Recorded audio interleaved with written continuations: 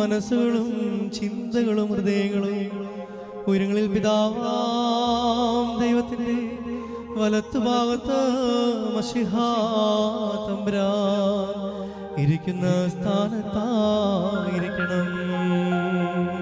ഞങ്ങളുടെ ബോധങ്ങളും വിചാരങ്ങളും ഹൃദയങ്ങളും ദൈവമായ കർത്താവിങ്കൽ ഇരിക്കുന്നു.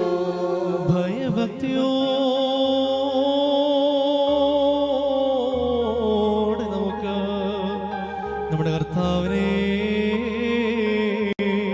സ്തോത്രം ചെയ്യാം. ഭയഭക്തിയോടുകൂടി കർത്താവിനെ സ്തോത്രം ചെയ്യുന്നത് യുക്തവും ന്യായവുമാകുന്നു.